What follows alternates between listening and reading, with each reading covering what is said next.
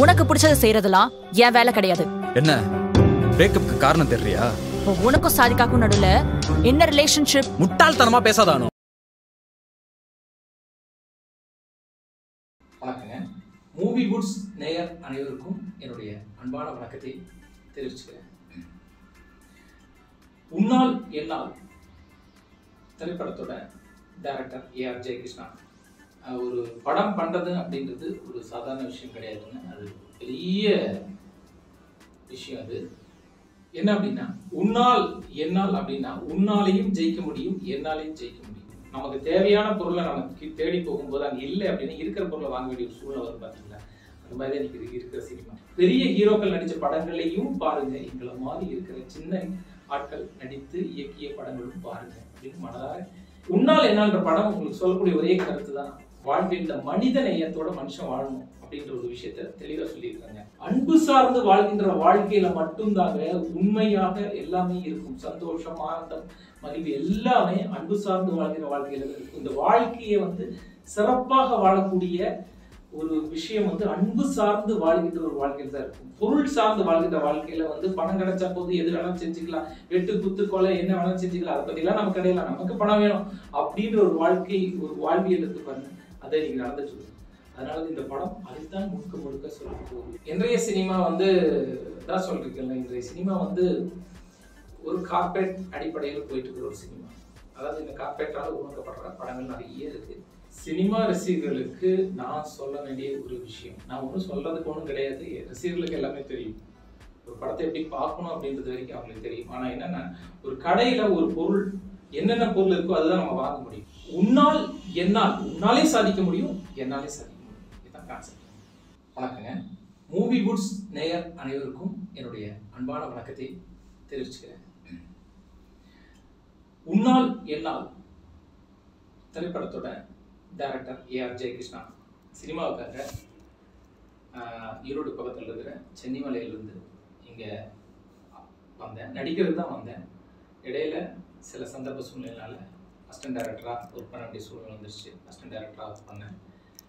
L ராஜா, Senthilnathan sir, கஸ்தூரி ராஜா, கவின் பாலா அப்படின்னு பல டைரக்டர்கிட்ட assistant டைரக்டராக ஒர்க் பண்ணேன். இப்போ இந்த படத்தை இயக்கியிருக்கேன். ஒரு படம் பண்ணுறது அப்படின்றது ஒரு சாதாரண விஷயம் கிடையாதுங்க. அது பெரிய விஷயம். அது ஈஸியாக அந்த ஒரு படத்தை ஒருத்தரை இயக்க முடியாது. ரொம்ப கடினமான ஒரு துறை இது. டைரக்ஷன் அப்படின்ற ஒரு துறை இருக்கு பாருங்க, ஈஸியான விஷயம் கிடையாது. ரொம்ப கடுமையாக உழைக்க வேண்டியிருக்குது. நிறைய கதைகள் நிறைய ரெடி பண்ணி வைப்போம். அது பார்த்தீங்கன்னா அது பழசாயிடும். மீண்டும் இந்த காலத்துக்கு தகுந்த மாதிரி ஒரு கதை பண்ணுவோம். மீண்டும் அது நமக்கு சரியான முறையில் ப்ரொடியூசர்ட்டு சொல்ல முடியாத சூழ்நிலையில் மீண்டும் அது பழசாயிடும்.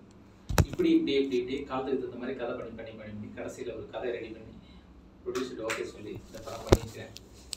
நிச்சயமாக இது மக்களிடையே நல்ல முறையில் போய் சென்றடையும் அப்படின்ற நம்பிக்கை எனக்கு இருக்குங்க. ஸோ ஒவ்வொருத்தரும் வாழ்க்கையில் ஜெயிக்கணும், வெற்றி அடையணும் அப்படின்ற ஒரு நல்ல எண்ணத்தோடு தான் ஊர்லேருந்து இங்கே வராங்க. ஒரு சிலர் அதில் வெற்றி அடைகிறாங்க. வெற்றி அடைந்தவர்கள் எல்லாருக்கும் தெரியும். ஆனால் வெற்றி அடையாதவர்கள் வெற்றி அடைந்தவர்களை விட மிகப்பெரிய பலமுள்ளவர்களாகத்தான் நான் கருதுறேன். ஏன்னா அவங்களும் வெற்றி அடைவாங்க நிச்சயமா அப்படின்னு மனதார வேண்டுகிறேன். ஸோ என்னை பற்றி பெரிய இன்ட்ரோடக்ஷன்லாம் ஒன்றும் இல்லைங்க. நான் ஒரு படம் பண்ணியிருக்கேன், அவ்வளோதான். இன்னும் நிறைய பண்ணுவேன். இந்த படத்தில் ஒரு 3 ஹீரோவில் ஒரு மெயின் லீட் பண்ணி மெயின் ஹீரோவை நான் பண்ணியிருக்கேன். இதில் ஒரு சின்ன சந்தோஷம். மேலும் அடுத்த படங்கள்லேயும் இதே மாதிரி அதை கண்டினியூ ஆகுன்ற நம்பிக்கையோட இந்த படம் உன்னால் என்னால் அப்படின்னு டைட்டில் வச்சுக்கிறேன். இது ஏன் உன்னால் என்னால் அப்படின்னு டைட்டில் வச்சுக்கிறேன்னு பல பேர் கேட்டிருக்காங்க. டைட்டிலுக்கும் படத்துக்கும் என்ன சம்பந்தம் அப்படின்னு கேட்டிருக்காங்க. உண்மையிலேயுமே டைட்டிலுக்கும் படத்துக்கும் சம்பந்தம் இருக்கு. என்ன அப்படின்னா, உன்னால் என்னால் அப்படின்னா உன்னாலையும் ஜெயிக்க முடியும், என்னாலையும் ஜெயிக்க முடியும். இந்த உலகத்தில் சாதிக்கிறதுன்றது ஒரு சாமானியனாலே முடியும், யாராலையும் சாதிக்க முடியும் அப்படின்ற ஒரு எண்ணத்துல தான் உன்னால் என்னால் அப்படின்ற ஒரு டைட்டிலை நான் வச்சிருக்கேன். ஸோ இது இந்த படத்துக்கு அதுக்கு ஒரு கண்டிப்பாக ஒரு பொருத்தம் இருக்குது, அதாவது ஒரு சம்மந்தம் இருக்குன்னு வச்சுங்களேன். ஏன் அப்படின்னா, 3 இளைஞர்கள் வாழ்க்கையில ஜெயிக்கணும் அப்படின்னு சொல்லி சென்னைக்கு வராங்க. கொஞ்சம் பணம் அவங்க நிறைய சம்பாதிக்கணுன்ற எண்ணத்தோட வர்றாங்க. அவங்க எப்படி வாழ்க்கையில தன்னுடைய பொருளாதார நிறைவு அடைஞ்சாங்க அப்படின்றது தான் கதையினுடைய பின்புலமாக இருக்கும். அதனால அவங்க சாதிச்சாங்களா இல்லையா அப்படின்றது தான் இதனுடைய கதையினுடைய கருவாக இருக்கும். அப்போ உன்னாலே சாதிக்க முடியும், என்னாலே சாதிக்க முடியும். இதுதான் கான்செப்ட். இந்த படத்துல வந்து முதலாக ஒரு படத்துக்கு வில்லன் தான் இருக்கும். நம்ம படத்தை பொறுத்தவரைக்கும் வில்லி சோனியா அகர்வால் வந்து முதலா வில்லியா நடிச்சிருக்காங்க. அதே மாதிரி சோடா கோபால் அப்படின்ற கதாபாத்திரத்துல ரவி மரியேசர் நடிச்சிருக்காங்க. ரொம்ப முற்றிலும் டிஃப்ரெண்டான கேரக்டர். அவருடைய மேனரிசம் எல்லாம் ரொம்ப டிஃப்ரெண்டா இருக்கும். அந்த மாதிரி பண்ணியிருக்காரு. ரொம்ப எக்ஸலண்டா பண்ணியிருக்காரு. டெல்லி கணேஷ் சார் நடிச்சிருக்காங்க. ஆர் சுந்தரராஜன் சார் நடிச்சிருக்காங்க. அது இல்லாமல் ராஜேஷ் சார் வந்து இதுவரைக்கும் ஏற்றாத ஒரு கதாபாத்திரத்தெல்லாம் பண்ணியிருக்காங்க. ஸோ அந்த டிஃப்ரெண்டான கேரக்டர் இது வரைக்கும் நீங்கள் அந்த மாதிரி ஒரு கேரக்டர் பார்த்துருக்க மாட்டீங்க. ஸோ ஒரு கால் இல்லாமல் நடிச்சிருப்பாங்க. ஸோ ரொம்ப எக்ஸலண்ட்டாக ரொம்ப பிரமாதமாக நடிச்சிருப்பார் அவர். இப்படி பல கதாபாத்திரம் நெல்லை சிவா நடிச்சிருக்காங்க, மோனிகா நடிச்சிருக்காங்க. அது இல்லாமல் 3 ஹீரோ 3 ஹீரோயின் சப்ஜெக்ட். இதில் 3 ஹீரோவில் ஒரு ஹீரோவாக நான் நடிச்சிருக்கிறேன். இதில் வந்து ராஜ் அப்படின்ற ஒரு கதாபாத்திரத்தில் நான் நடிச்சிருக்கிறேன். ஜீவன் அப்படின்ற கதாபாத்திரத்தில் வந்து ஜெகா நடிச்சிருக்காங்க. அதே மாதிரி இன்னொரு கதாபாத்திரத்தில் உமேஷ், அவர் வந்து கணேஷ் அப்படின்ற ஒரு கதாபாத்திரத்தில் நடிச்சிருக்காங்க. 3 பேருமே 3 இளைஞருக்குமே ஒரு கிராமத்திலேருந்து சென்னை நோக்கி வர்றாங்க. அவங்களுடைய பொருளாதார தேவைகளை நிறைவேறிச்சா இல்லையா அப்படின்றத கதையினுடைய பின்புலமாக இருக்கு. இந்த படத்தில் வந்துங்க 3 ஹீரோயின். அது வந்து ஒன்று வந்து கவிதான்ற கதாபாத்திரத்தில் சஹானா அப்படின்ற ஒரு நடிக்கிறாங்க. அதே மாதிரி நிகாரிகா அப்படின்ற ஒரு கேரக்டர், திவ்யான்ற கேரக்டருக்கு நிகாரிகா அப்படின்ற ஒரு நடிக்கிறாங்க. லுப்னா அமீர் அவங்க வந்து சொப்னா அப்படின்ற ஒரு கேரக்டர்ல நடிக்கிறாங்க. ஸோ 3 ஹீரோயின் உள்ள படம். 3 ஹீரோ 3 ஹீரோயின் உள்ள ஒரு படம். இந்த ரொம்ப கலகலப்பா ஜாலியா லவ்வபுளா இருக்கிற ஒரு ஸ்கிரிப்ட். சமூகத்துக்கு தேவையான நல்ல விஷயங்கள், வாழ்வியலை பற்றி சொல்லக்கூடிய ஒரு கதை இது அமைப்பது. அப்பா அம்மா வச்சு நல்லபடியாக காப்பாற்றணும் அப்படின்னு சொல்லக்கூடிய ஒரு கதை களமும் இதில் இருக்குது. நிறைய கிளை கதைகள் நிறைய உள்ள ஒரு ஸ்கிரிப்ட் தான் உன்னால் என்ன. நிறைய விஷயம் இருக்குன்னு வச்சுங்க. எப்படியெல்லாம் வந்து ரியல் எஸ்டேட்டில் வந்து ஏமாற்றப்படுறாங்க அப்படின்றது, ஒரு மீடியேட்டர் ஏமாற்றப்படுறாங்க அப்படின்ற ஒரு விஷயமும் இருக்குதுல. நல்ல நல்ல விஷயங்கள் எல்லாமே இதில் இருக்குது. மனித வாழ்க்கையில் பணம் மட்டும் வாழ்க்கை கிடையாது, பணம் வாழ்க்கையை வழிநடத்தி செல்ற ஒரு கருவிதான் அப்படின்ற ஒரு விஷயத்த சொல்றோம். மனிதன் எப்படியெல்லாம் ஒரு மனிதன் வாழணும், அந்த வாழ்க்கையினுடைய முறைமை என்ன அப்படின்ற நல்ல நல்ல விஷயங்கள் எல்லாமே இந்த படத்துல, அது இந்த ஸ்கிரீன்ல எல்லாம் நான் சொல்லிட்டே இருப்பேன், ஒவ்வொரு விஷயமும் சொல்லிட்டு போயிட்டு இருப்பேன். ஸோ இந்த படம் வந்து கண்டிப்பாக அனைவரும் பாருங்க. நல்ல ஒரு படம் இது. ஒரு படம் பார்த்துட்டு வரும்போது நிச்சயமா ஒரு கனம் இருக்கும், மனசுல ஒரு கனமா இருக்கும். அந்த மாதிரி ஒரு நல்ல ஒரு கதை உள்ள ஒரு படம், நல்ல ஸ்கிரீன் பிளே இருக்குன்னு வச்சுக்கோங்களேன். ஸோ இந்த படத்தோடைய கதை, திரைக்கதை, வசனம், டைரக்ஷன் நான் தாங்க. இந்த படத்தை நீங்கள் கண்டிப்பாக தியேட்டரில் போய் பாருங்கள். ரொம்ப சந்தோஷமாக இருக்கு. அப்போ தான் உங்களுக்கு வந்து இந்த படத்தை பற்றி முழுமையாக நீங்கள் இந்த படத்தை ஃபுல்லாக வந்து உட்கொள்ள முடியும். அதாவது என்ன, ஒரு தியேட்டரில் போய் படம் பார்க்கும் பொழுது தான் அதனுடைய முழுமையான ஒரு விஷயத்தை நம்மளால் புரிஞ்சிக்க முடியும். நம்ம டிவியில் பார்க்குறத விட தியேட்டரில் போய் படத்தை பாருங்க என்று மனதார எண்ணி கேட்டுக்கொள்கிறேன். 3 ஹீரோ 3 ஹீரோயின் ஏன் இருக்கக்கூடாதுன்னு நான் கேட்குறேன். ஒரு படத்துல ஹீரோ ஒரு ஆள் தான் இருக்கணும் அப்படி ஒரு அவசியம் எல்லாம் கிடையாது. எல்லாரும் ஹீரோ தாங்க. படத்துல யாரெல்லாம் ஒரு நல்ல விஷயத்துக்காக போறாங்களோ கேரக்டர்ஸ், அவங்க எல்லாமே ஹீரோக்கள் தாங்க. அப்படி பார்க்கும்போது 3 ஹீரோ இருக்கிறதுல ஒன்றும் தப்பு கிடையாது, 3 ஹீரோயின் இருக்கிறது தப்பு கிடையாது. கமர்ஷியலான ஒரு படம் தான். அப்படி இருக்கும்போது 3 ஹீரோ 3 ஹீரோயின் என்னுடைய தேவைப்பட்டது அந்த கதைக்கு, அதனால வச்சிருக்கேன். உனக்கு பிடிச்சதை செய்யறதுலாம் என் வேலை கிடையாது. என்ன பிரேக்கப்க்கு காரணம் தெரியறியா? உனக்கும் சாதிக்காக்கும் நடுவுல என்ன ரிலேஷன்ஷிப்? முட்டாள்தனமா பேசாதானோ.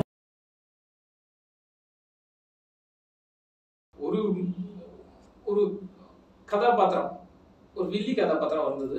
ஸோ ஒரு லேடி நடிச்சா தான் கரெக்டாக இருக்கும், அது யாரை போடலாம் அப்படின்னு யோசிச்சுட்டு இருக்கும்போது எனக்கு மனசில் பட்டது வந்து யாரை போடலாம்னு ரொம்ப யோசிக்கிறேன். 2 நாளாக அசிஸ்டன்ட் டைரக்டர் நாங்களாம் உட்காந்து யோசிக்கும் போது நான் டக்குன்னு சொன்னேன், சோனியா அகர்வால் மேடத்தை போட்டால் நல்லா இருக்குமே அப்படின்னா உடனே ப்ரொடக்ஷன் மேனேஜர் கூப்பிடுறேன். இந்த மாதிரி சோனியா அகர்வால் மேடம் நல்லா இருக்கும், ஐயோ அவங்க பெரிய ஹீரோயின் ஆச்சு, அவங்க நடிப்பாங்களா, பரவாயில்ல நம்ம கேட்டு பார்ப்போம் அப்படின்னா உடனே வந்து அவங்களுக்கு ஃபோன் பண்ணாங்க. ஃபோன் பண்ணி அவங்க வந்து வர சொல்லிட்டாங்க, அவங்க வீட்டுக்கு வர சொல்லிட்டாங்க. போனேன், அங்கே போய் உட்காந்து பேசும்போது சார் ஒரே ஒரு விஷயம் தான், கதை நல்லா இருந்தால் கண்டிப்பாக நடிப்பே இல்லை அப்படின்னாங்க. நான் வந்து கதையெல்லாம் கம்ப்ளீட்டாக அந்த படத்துடைய ஃபுல் கதையும் சொன்னேன், அவங்க கதாபாத்திரத்தையும் முழுக்க சொன்னேன், எக்ஸ்பிளைன் பண்ணி நடிச்சு காட்டினேன். எல்லாம் பண்ணும்போது ரொம்ப ஹாப்பியாகி ரொம்ப நல்லா இருக்குங்க இதில் நான் நடிக்கிறேன் அப்படின்னு சொல்லி அப்போவே சைன் பண்ணி அட்வான்ஸ் வாங்கிட்டாங்க. ரொம்ப ஹாப்பி அந்த விஷயத்தில். அது சோனியா மேடம் மாதிரி ஒருத்தர் அது நடிச்சா அது நல்லா இருக்கும் அப்படின்றது, பரமேஸ்வரின்ற கேரக்டர் அந்த மாதிரி. அதனால நிச்சயமா நல்லா நடிச்சிருக்காங்க, அது நல்லா இருக்கு படம், நல்லா அந்த கேரக்டர் நல்லா இருக்கு. சினிமா ரசிகர்களுக்கு நான் சொல்ல வேண்டிய ஒரு விஷயம், நான் ஒன்றும் சொல்றதுக்கு ஒன்றும் கிடையாது, ரசிகர்களுக்கு எல்லாமே தெரியும். ஒரு படத்தை எப்படி பார்க்கணும் அப்படின்றது வரைக்கும் அவங்களுக்கு தெரியும். ஆனால் என்னன்னா, ஒரு கடையில ஒரு பொருள் என்னென்ன பொருள் இருக்கோ அதுதான் நம்ம வாங்க முடியும். நமக்கு தேவையான பொருளை நம்ம தேடி போகும்போது அங்கே இல்லை அப்படின்னு இருக்கிற பொருளை வாங்க வேண்டிய ஒரு சூழ்நிலை வரும் பார்த்தீங்களா? அந்த மாதிரி தான் இன்னைக்கு இருக்கிற சினிமா. நம்ம நல்ல திரைப்படங்களை நம்ம கொடுக்கலைன்னா, நல்ல கருத்துள்ள நல்ல இன்னைக்கு நம்மளுடைய கலாச்சாரத்தையும் நம்மளுடைய வாழ்வியலையும் அடிப்படையாக கொண்ட படங்கள் நம்ம கொடுக்கலைன்னா, இதேதான் கடையில என்ன பொருள் இருக்கோ அதை வாங்க வேண்டிய சூழல் வந்துடும் அப்படின்னு, நிர்பந்தம் வந்துடும் அப்படின்னு சொல்ற மாதிரி ஆயிடும். அதனால நிச்சயமாக நல்ல படைப்புகளை கொடுக்க வேண்டிய ஒரு காலத்தின் கட்டாயத்தில் ஒவ்வொரு படைப்பாளியும் இருக்கிறார்கள். நிச்சயமா ஒவ்வொரு படைப்பாளியும் நல்ல படங்களை கொடுப்பாங்கன்ற நம்பிக்கை எனக்கு இருக்குது. நான் அதை தான் கொடுத்துருக்கேன். ஸோ இன்னைக்கு சினிமா ரசிகர்களுக்கு சொல்றது என்னன்னா, நீங்கள்லாம் வந்து ஒரு கன்சியூமர் மாதிரி தான். இருக்கிறது என்ன, கடையில் என்ன கிடைக்குதோ அதான் வாங்க வேண்டிய சூழல் வரும். ஒருவேளை கடையில தப்பான பொருள் கொடுத்தா கூட நீங்க வாங்க வேண்டிய சூழல், அதே மாதிரி தேட்டரில் போய் படம் பார்க்க வேண்டிய சூழல் உங்களுக்கு வரும். ஏன்னா நீங்க வந்து ஒரு என்டர்டைன்மெண்ட்டாக சினிமாவுக்கு வரீங்க. ஸோ தவறான சினிமாக்கள், தவறான சித்தரிப்புகள் உள்ள படங்கள் எல்லாம் பார்க்க வேண்டிய ஒரு சூழல் வரும். அது உங்களுடைய தவறு கிடையாது, கொடுப்பவர்களுடைய தவறு. நல்ல படங்கள் வேணும் அப்படின்றது. நீங்க நல்ல படங்களை தேடி வந்தாலுமே இங்க இருக்கிற படங்கள் பார்க்க வேண்டிய ஒரு சூழல் இருக்குது. அதனால தயவு செய்து கொடுக்குற வெற்றி, நம்ம எங்களை மாதிரி படைப்பாளிகள் நல்ல படங்களை நிச்சயமா கொடுக்குன்ற எண்ணத்தோட தான் எல்லாரும் இருக்காங்க. ஸோ அதை நீங்க கண்டிப்பாக நல்ல படங்களை பாருங்க அப்படின்றது என்னுடைய தாழ்மையான வேண்டுகோள். நல்ல படங்களை பாருங்க. ஸோ அதுக்கு வந்து சின்ன படமா இருந்தாலும், பட்ஜெட் சின்ன படமா இருந்தாலும் சரி, புதுமுக நடிகர்கள் நடிச்ச படமா இருந்தாலும் சரி, புது இயக்குநர்கள் பண்ண படமா இருந்தாலும் சரி, அதெல்லாம் பாருங்க. பெரிய ஹீரோக்கள் நடிச்ச படங்களையும் பாருங்க. எங்களை மாதிரி இருக்கிற சின்ன ஆட்கள் நடித்து இயக்கிய படங்களும் பாருங்க அப்படின்னு மனதார ஒரு தாழ்மையாக கேட்டுக்கொள்கிறேன். ஸோ இளைஞர்களுக்கு ஒரே ஒரு விஷயம் தான், நல்ல படங்களை வரவேற்பது உங்க கையில் தான் இருக்கு. இல்லைன்னா நம்ம நல்ல சினிமாவை இழக்க வேண்டிய ஒரு சந்தர்ப்ப சூழ்நிலை நமக்குள்ள ஏற்பட்டுருங்க. இது மனதில் வச்சுக்கோங்க. ஏன்னா நல்ல சினிமா கொஞ்சம் கொஞ்சமா இல்லாம காணாம போயிட்டு இருக்கு. இன்னைக்கு இருக்கிற விஷயங்கள் எல்லாம் என்ன அப்படின்னா, வன்மம் அதிகமா இருக்கிற படங்கள் இருக்குது. நிறைய பேய் கதை, அந்த கதை, அதே மாதிரி பார்த்தீங்கன்னா த்ரில்லிங் சொல்லிட்டு தேவையில்லாதெல்லாம் மனசை குழப்பறது, மண்டையை வந்து மூளைச்சலவை பண்ற மாதிரி நிறைய தவறான படங்கள் எல்லாம் நிறைய இருக்குது. அதெல்லாம் அதுவும் ஒரு படைப்பு தான், அது குறை சொல்லலை. பட் இருந்தாலும் நல்ல படங்களை நம்மளுடைய ஃபேமிலியோடு உட்காந்து பார்க்கக்கூடிய ஒரு தேட்டருக்கு போனால் ஒரு அப்பா அம்மா 2 குழந்தைங்களை போய் உட்காந்து பார்க்குற மாதிரி ஒரு படம் இருக்குது அப்படின்னா சில நேரத்தில் அது சிந்திக்க வேண்டிய சூழல் இருக்கும். இது வந்து சொல்லித்தான் ஆகணும், வேறு வழி கிடையாது. அந்த மாதிரி நம்மளால படைப்புகளை பண்ண முடியாதுன்னா நிறைய படைப்பாளிகள் இருக்காங்க, இன்னைக்கு நல்ல கதைகளோடு இருக்காங்க. ப்ரொடியூசர்ஸ் எல்லாம் அவங்களுக்கும் நல்ல வாய்ப்புகள் கொடுக்கணும். அதே சமயத்தில் இன்றைய இளைஞர்கள் படம் பார்க்கின்ற வரக்கூடிய அனைவருமே வந்து நல்ல படங்களை சூஸ் பண்ணுங்க அப்படின்னு மனதார வேண்டிக்கிறேன். நீங்களாம் நல்ல படங்களை பாருங்க.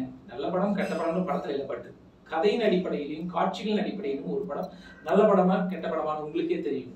ஸோ அதனால நல்ல படங்களை பாருங்க என்று மனதார கேட்கிறேன். உன்னால் என்னான்ற படம் உங்களுக்கு சொல்லக்கூடிய ஒரே கருத்து தான், வாழ்வில் இந்த மனித நேயத்தோட மனுஷன் வாழணும் அப்படின்ற ஒரு விஷயத்த தெளிவாக சொல்லியிருக்காங்க. அதே மாதிரி மனித வாழ்க்கையில வந்து நம்ம பணத்துக்காக எது வேணாலும் செய்யறது, சொத்துக்காக என்ன வேணாலும் செய்யறது, இந்த வாழ்க்கையில் வந்து ரொம்ப கொடூரமானதுங்க. புரியுதுங்களா? பொருள் சார்ந்து வாழ்கின்ற மனிதர்களும் இருக்கிறார்கள், அன்பு சார்ந்து வாழ்கின்ற மனிதர்களும் இருக்காங்க. 2 பேருமே இருக்காங்க.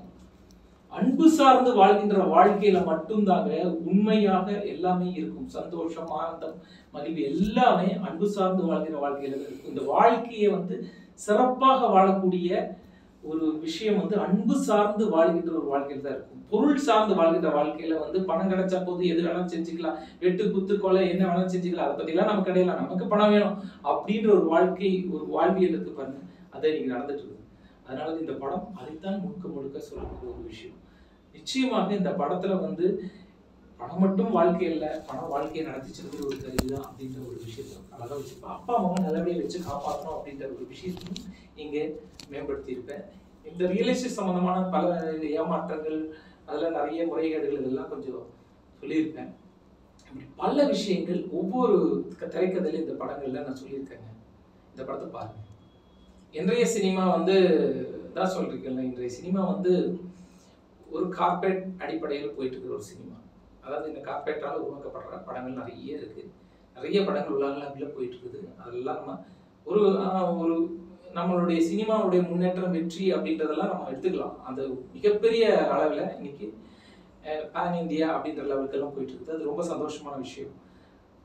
ஒரு பக்கம் நல்ல சினிமாக்களை, தரமுள்ள சினிமாக்களை, நல்ல படைப்புகளை, நல்ல கதைகளை வைத்துக்கொண்டு நம்ம நாட்டு கலாச்சாரத்தோட நல்ல விஷயத்தோட இருக்கிற கதைகளும் இருக்குது. இங்க போராட்டமா இருக்கு. இதுவும் மக்களால நிச்சயமாக பாராட்டப்படக்கூடிய கதைகளும் படைப்புகளும் தான் என்பதை நம்ம மறந்துடக்கூடாது. இதுவும் வெற்றியாகும். இது நமக்கு அவசியமான தேவை. ஒரு கார்பரேட் படம் மிகப்பெரிய அளவில் பேன் இந்தியா அளவில் போறது வந்து ஒரு பக்கம் சந்தோஷமான விஷயம் தான், எல்லாரும் ஏற்றுக்கொள்ளக்கூடியதும், அந்த நிறைய கோடிகளை சம்பாதிப்பதும் ரொம்ப சந்தோஷமான விஷயம். ஆனால் நல்ல படைப்புகளும் நம்மை வாழ வைக்கின்ற நல்ல விஷயங்களும் உள்ள படங்கள் இருக்கு பாருங்க.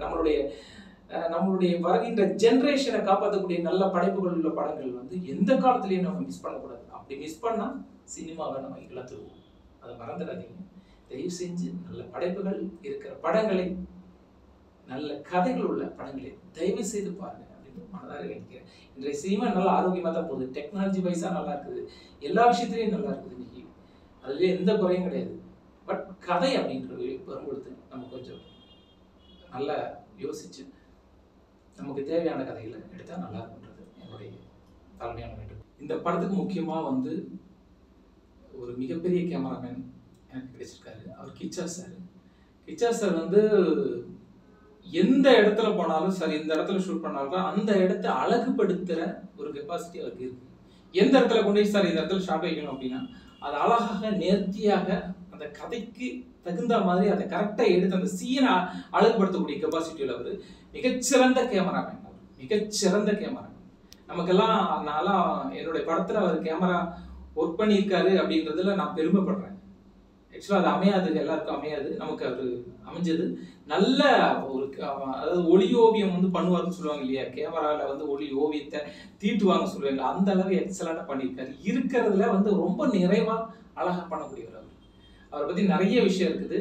பட் இருந்தாலும் மிகச்சிறந்த கேமராமேன் அவர். நல்லா பண்ணியிருக்காரு. எங்களுக்கு ரொம்ப நிறைவா இருக்கு. அதே மாதிரி வந்து பார்த்தீங்கன்னா ஆர்ட் டிபார்ட்மெண்ட் வந்து கலை, விஜயராஜன் அவர் பேர் வந்து ஆர்ட் டைரக்டர் விஜயராஜன். அவர் நல்லா பண்ணியிருக்காரு. அவருடைய பேக்ரவுண்ட் எல்லாம் கொஞ்சம் சிறப்பாக பண்ணியிருக்காரு. இருக்கிறத அதாவது ஒரு படத்துக்கு ரொம்ப பிரம்மாண்டமாக பண்ணக்கூடியதும் இருக்குது, சாதாரண இதுவும் இருக்குது. அதே மாதிரி நம்ம படத்தை பொறுத்த அளவுக்கு ஓரளவுக்கு நார்மலான விஷயங்கள்லாம் அழகாக பண்ணியிருக்காரு, நேர்த்தியாக பண்ணியிருக்காங்க விஜயராஜன் சார். அப்புறம் டான்ஸ் மாஸ்டர் வந்து கௌசல்யா மேடம், சொல்லவே கூடாது, சூப்பராக பண்ணியிருக்காங்க. ரொம்ப நல்லா அற்புதமாக அவங்க வந்து அந்த டான்ஸ் மூமெண்ட்ஸ் எல்லாம் ஒவ்வொருத்தருக்கும் அந்த குறிப்பாக சொல்லப்போனால் ஜெகா அவருடைய ஒரு சாங்குக்கு வந்து ரொம்ப பிரமாதமாக அந்த சாங்கை ஆட வச்சுருக்காங்க. அதே மாதிரி உமேஷோட சாங்குக்கு ரொம்ப நல்லா பண்ணியிருக்காங்க. அந்த கிராமத்தில் நடக்கிற அந்த சாங் ரொம்ப நல்லா பண்ணியிருக்காங்க. அதே மாதிரி ஜெகாவுடைய சாங்குக்கு, அப்புறம் ஜில்லு ஜங்கு சக்குன்னு ஒரு சாங் 3 பேர் ஆடுற மாதிரி அந்த சாங்குக்கு ரொம்ப மெனக்கெட்டு ரொம்ப அற்புதமாக பண்ணியிருக்காங்க. ஸோ கௌசல்யா மேடம் அவங்களுக்கும் என்னுடைய நன்றி தெரிவிச்சுக்கிறேன். அதே மாதிரி நிறைய டெக்னீஷியன் இதில் இருக்காங்க. பில்லா ஜெகன் ஃபைட் மாஸ்டர் வந்து பில்லா ஜெகன் ஒரு இவ்வளோ டைமுக்குள்ளே பண்ணுவோம் அந்த ஃபைட் எடுத்து ஆகணும் சார் அப்படின்னு சொன்னால் கரெக்டாக அந்த டைமுக்குள்ளே ரொம்ப ரிஸ்க் எடுத்து அதை நேர்த்தியாக பண்ணி முடித்தார். உண்மையிலுமே வந்து அவர் நல்ல டெக்னீஷியன். அவரெல்லாம் இந்த சினிமா ஃபீல்டில் இன்னும் மிகப்பெரிய வெற்றிகளே அடைவாங்க. அதே மாதிரி நிறைய டெக்னீஷியன் நம்ம இதில் ஹார்ட் ஒர்க் பண்ணியிருக்காங்க. அவங்கெல்லாம் பார்த்தீங்கன்னா நிறைய லைட்மேன்ஸ் மற்ற எல்லாருமே வந்து இந்த படத்துக்காக உழைச்சவங்க நிறைய பேர் இருக்காங்க. அவங்களுக்கெல்லாம் என்னுடைய நன்றியை தெரிவிச்சுக்கிறேன். அது டெக்னீஷியனாக இருக்கலாம், இல்லை ப்ரொடக்ஷன்ஸ் சைடில் இருக்கலாம், எல்லாருக்குமே என்னுடைய நன்றியை தெரிவிச்சுக்கிறேன். குறிப்பாக எல்லாத்தோட ரொம்ப ரொம்ப முக்கியமானது இந்த படத்தினுடைய ப்ரொடியூசர் திரு ராஜேந்திரன் சுப்பையா அவர்களுக்கு என்னுடைய மனமார்ந்த நன்றியை தெரிவிச்சுக்கிறேன். அவர் இல்லைன்னா இந்த படமே இல்லை. அவர் தான் இந்த படத்துக்கு ப்ரொடியூசராக இருந்து நம்மளெல்லாம் படம் முழுக்க முழுக்க இந்த படத்தை எடுத்து முடிக்கிறதுக்கு வழிவகுத்தவர் அவர் தான். அவருக்கும் அவருடைய குடும்பத்தில் உள்ள அனைவருக்கும் என்னுடைய நன்றியை நான் தெரிவித்துக் கொள்கிறேன். என்னுடைய இந்த நிகழ்ச்சியை பார்க்கின்ற அனைத்து நேயர்களுக்கும் என்னுடைய மனமார்ந்த நன்றியை தெரிவித்துக் கொள்கிறேன். உனக்கு பிடிச்சதை செய்யறதெல்லாம் என் வேலை கிடையாது. என்ன பிரேக்கப்புக்கு காரணம் தெரியறியா? இப்போ உனக்கும் சாதிக்காக்கும் நடுவுல என்ன ரிலேஷன்ஷிப்? முட்டாள்தனமா பேசாதானோ?